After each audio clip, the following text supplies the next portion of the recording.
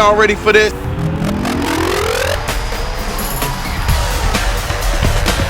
This is djWHEAT from the Championship Gaming Series. I'm joined here by ReDeYe, and we've got a recap of our second quarterfinal matchup, the Dallas Venom versus the San Francisco Optics. And we started out in Forza, and oh, what a race it was. Yeah, this one was really backwards and forth all the way through. There was a couple of great little takeout moments. There were some clean passes, which we don't always see in Forza Motorsport 2 either. But the critical part came right at the end of the race. On the third and final lap, Mix 'em Up and Muffin Man somehow got sandwiched together. It was almost like they were stuck together by a pint of glue or something. And Sakamonjaro came in and smacked them both in. It looked for a moment that Optics might even escape to a 1-2 victory. It didn't quite work out for them in that respect, but they did win the race with Sakamonjaro. Mix 'em Up finishing in 4th, Stone last, but that gave them an early lead. They knew every point would be vital. They came into this one 3-1 against Dallas. Dallas had the advantage in Forza. They overturned it and they won the first matchup, so they led by 4-3.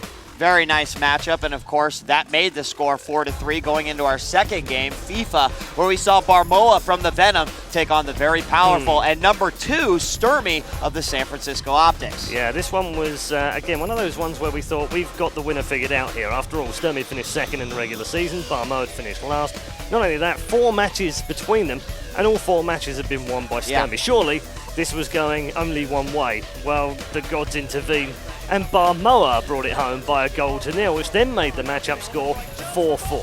Which at this point, I just want to throw out there, Red, is that the last time that Dallas lost by 1 point, I mean, he speculated if Barmoa would have picked up that 1 point, they might have won. Well, it was a similar situation because it was tied 4-4 with Barmoa picking up that 1 point. And then, of course, we went into Dead or Alive Male, where Master from the Dallas Venom took on Ninja CW from the San Francisco Optics. Now, I personally felt like this match was going to be much closer than it was. And a good thing for Dallas Venom that Master was able to defeat Ninja CW 5-3. It did let them keep a 2-point lead going into the 4th game, but Master, and more importantly, he was back. He looked in top form tonight. However, I've got to give props and appreciation to Ninja CW. He hung in there. Really played well. Yeah, he hung in there right towards the end. I mean, Cat was right behind him and wanted him to pick up another round and another round, and he just eked out a couple of really important rounds. And oh, how crucial they would be when we came into our 4th matchup, which was Dead or Alive Female. Vanessa versus Phoenix. They're tied head-to-head when the lady has only lost 2 out of 28 games in history, and both of them to this lady. So therefore, the head-to-head was 2-2 coming into this one. It was huge for both sides. I knew that Jackson said before the game, if Phoenix can bring another W here, they have the win. They really feel confident. Likewise, Cat Hunter says, if we can bring home a 5-3 win from Vanessa, we feel confident we can win the whole thing. Yeah, and you know what? We did see some vulnerabilities in Vanessa, and Phoenix was able to capitalize. I think what we truly are seeing is an evolution of the female talent here in the Championship Gaming Series. But Vanessa did bring it home 5-3, and after a score mix match, that actually tied us up once again 12-12. And before we go on to Counter-Strike, we did catch up with Vanessa after she finally stopped the win from Phoenix. Thanks, guys. I've got it here. Now, Vanessa, Phoenix is rumored to be the only person that can touch you. What do you say to that? You know, we've fought 5 times this whole season, and a lot of them have been close. A lot of them have been, you know, goes either way. And there's nothing to say. Our matches are pretty much round for round, and someone has to be on fire. That's pretty much how it goes. Is the dominant Vanessa that we saw in Season 1 back now here to stay? I think so. I mean, I don't know if this is a world final thing, but I get angry every time, and I do rather well when I get angry, so I'm just going to probably stick to that. All right, we will stick with her to see how she does from here on out. djWHEAT, ReDeYe, back to you guys up top. So with the score tied at 12-12, it was up to Dallas Venom to close it out with their Counter-Strike team, who after all were 11 wins out of 11. 11 in a row, no less. So obviously it was going to go Dallas Venom's way.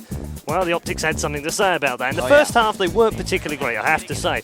They were lucky in the respect that Paradox actually clutched 2 rounds for them, 2v1, twice in the space of 3 rounds, which got them 3 of those 9 rounds in the first half. Otherwise, they've been staring at an 8-1 loss and almost certainly going out of the competition. So you really have to look back and see that those 2 rounds from Paradox winning them might have played a huge part in bringing them back into the game. They were T-side after all. 6-3 at the half and the second half went even better for the OPTX. Oh yeah, and you know, you mentioned Paradox's name. I want to mention it not once, not twice, but 3 more times. Paradox. He was all over this matchup, not only securing those 2 clutch rounds early on in the first half, but also delivering 2-3 kills a round in the second half. Well, the story here, folks, is that the San Francisco OPTX pull out a win on Dust 2, 11-7, and in fact, the final round, the Dallas Venom walked off the stage, and there was not even anyone left to kill for the San Francisco OPTX. A huge victory, allowing them to advance to the semifinals, and more importantly, a big confidence booster for their Counter-Strike team as they continue in the World Final. We caught up with 2 very key players of this matchup, Paradox and War Machine. Here's what they had to say about their victory. Thanks, guys. I've got him here. War Machine, talk to me about visualizing the win. You knew you were up against the #1 team in the world. Holler at me, man. We knew we're against the #1 team in the world, but we knew we could beat them. And we had to beat them for us to win this match, because every match came down to who wins that Counter-Strike game.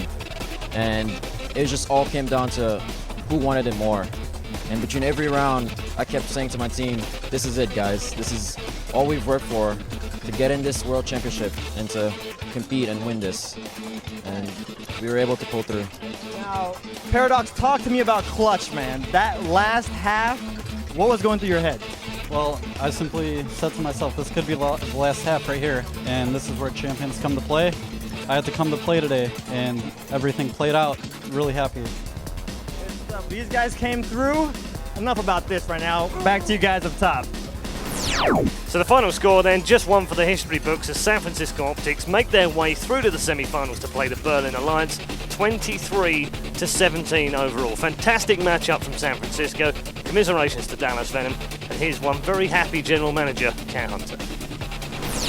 Thanks, guys. I've got her here. Now, Cat, you saw Venom go into individuals with 2 powerhouses, DOA Male and CS. How confident in your franchise were you coming into this match against Venom?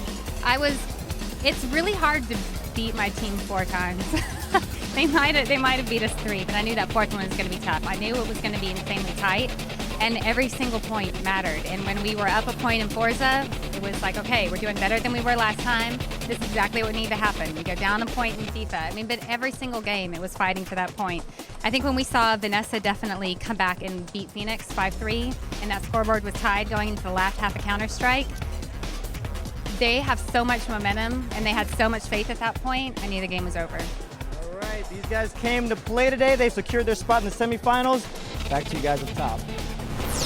This is djWHEAT for the Championship Gaming Series. This is ReDeYe, and we'll be back on Wednesday as the World Final continues. 2 more quarterfinal matches, but we already know one semifinal. It will be the Berlin Alliance taking on the San Francisco OPTX. Check back for more recaps and more coverage at thecgs.com.